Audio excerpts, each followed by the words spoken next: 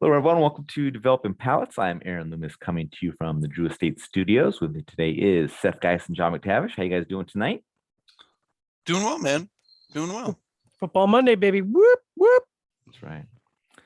All right. So today we are talking about the Protocol Coppers. This is a Corona Gorda 5 5/8 by 46.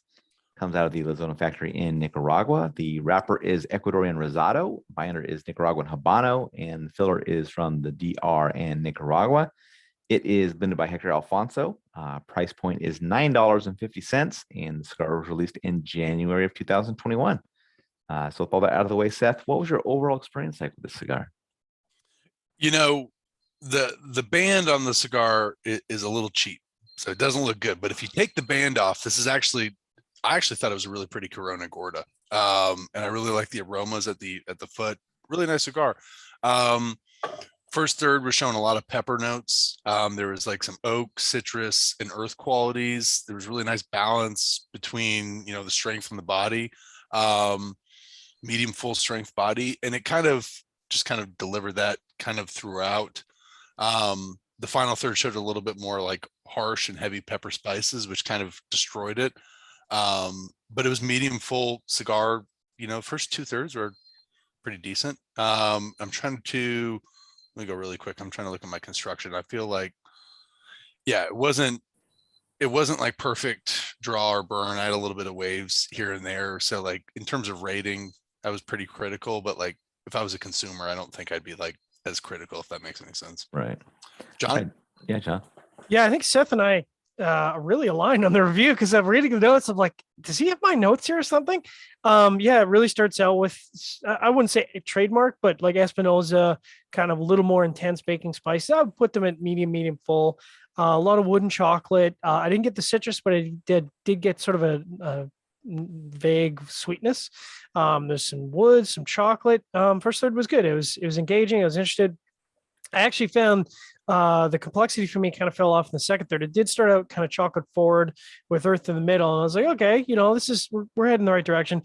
And then it kind of became wood and earth dominant. And I was like, oh, and then this dryness came in. I was like, oh, and then the dry cedar just kind of took over by the halfway point. I'm like, oh, that's really disappointing.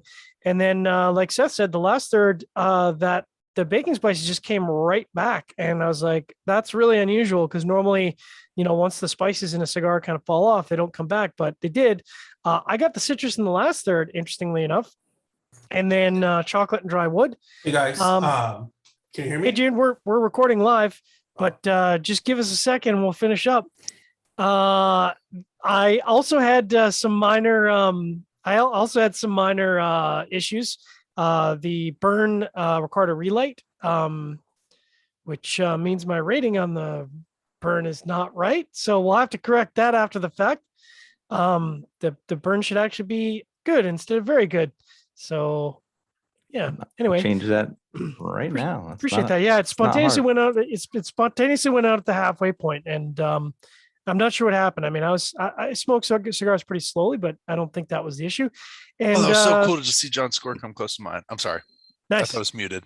Nice. And the draw was kind of little on the resistance spectrum. Boy, I'm really slacking because my score on the draw is wrong too. What was it supposed to be on the draw? Should be good and good. Jesus Christ, John. Oh I know. What is going on? Is this gonna turn out the way I think? Yes. Yep. I love this. There must have been an Espinosa fudge factor in there. I can't explain it. Anyways, overall, I really enjoyed the first third. I was hoping it was going into a place. Honestly, I was just kind of average. Aaron, what about you? I thought the cigar started with a lot of body and a very full flavor profile, but unfortunately, kind of let off the gas going into the second third, and just kind of remained that way the rest of the cigar. It's not a bad cigar; just couldn't maintain what it was delivering in that first third, which was a good flavor profile. I do think that this is probably, at least for me, the best single store limited release that they've done.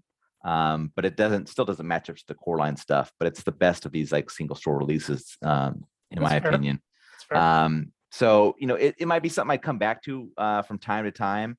but it's not gonna, it's not gonna be anything like I'm chasing down more of or anything like that. But if you can come across these, the price isn't bad, so you can always give it a try and see what you think. So, all right, let's get into the scores. We're gonna start at the top with me at 5.90, and then Seth and John both give it a 5.60. So I'll start off with my score. It matches up well. It was an above average flavor profile.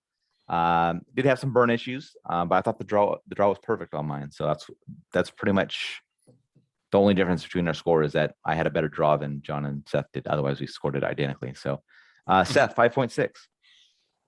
Yeah, I mean, looking at the cigar, it's not, the final third's a little bit disappointing.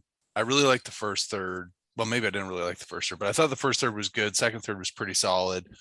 My biggest issue really on the cigar, maybe it's unfair, is the price and the packaging.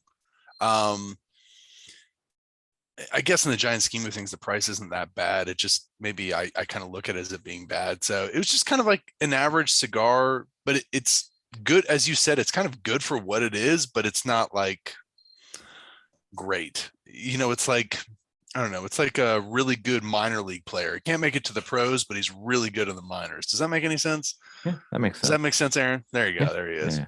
He's a good AAA guy. Yeah. Just give you a little bit of a picture of this, since I didn't throw it up, that you can see the band there and all that stuff. All right, John, how about your 5.6?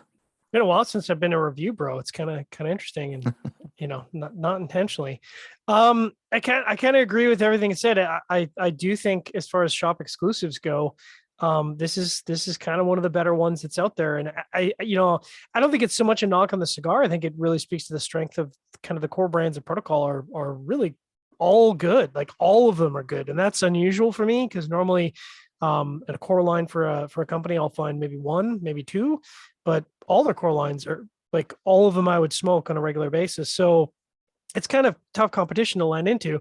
I really was hoping it was going in a good direction the first third, but the rest of the cigar, as they say, kind of ended up being like a 40-degree day.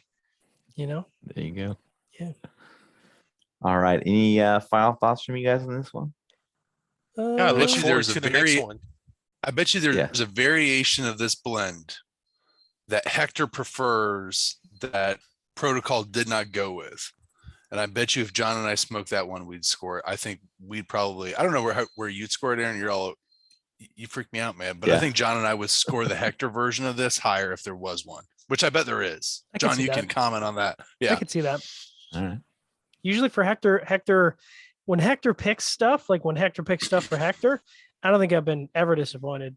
So this could just be, what the Protocol guys wanted for the shop. This is the profile they wanted, and that's their product. Yeah, that's their brand. It's not bad. No, it's not bad, and the price is pretty decent. And is that the other thing? Like, is it possible that for like guys like you and I who've been smoking for a while, who the price increase, inflation, we understand we should need to get, and taxes and so forth, prices have gone up on like cheaper cigars. So like what was a $6 cigar for us probably a couple of years ago is probably more like a $9 cigar now. Is it possible that I'm more critical of it because I still think about like a $6 cigar? I mean, maybe you need to because honestly, over the last year and a half, 2 years, we've seen pretty sharp increases on cigars in general. I mean, you used to say the average price point might be around the low sevens. And honestly, I would say the average price point is really $8.75, $9 now. And that seems surprising because, back in the day, people would be like, oh, $9 cigar. Oh, Mr. Fancy Pants and his expensive cigar. And it's like, not really. Not anymore. I mean, Not anymore. I think like you see an $11. That seems to be, I don't know. It seems like we have a lot of $11. Aaron probably has a chart of all this. Yeah, well, at the end of the year, we'll have a breakdown of how many cigars we reviewed that were in that price range, various price ranges. So I don't even really consider something expensive now until it gets over $12. Like, to me, $8 to $12 is like if you're smoking a boutique cigar, that's what you should expect to pay. Obviously, I can't control taxes in your stupid state, whatever stupid state you live in. I say that jokingly. or province. Yeah, If I because see- our if I see- taxes they'd be like, it's $40 cigar here, and I'd be like, whoa, If I see a $15 limited edition, I think that's cheap now. right? Crazy. Mm-hmm. All right. If you just catch this video on YouTube, be sure to subscribe to us. But also check out the full written review on the website, developmentpalace.com. Follow us on the social media channels, and you can catch all of our review recaps on podcasts. So iTunes, Google Play, and Podbean. Thank you for tuning in. We'll catch you on the next one. Kappas.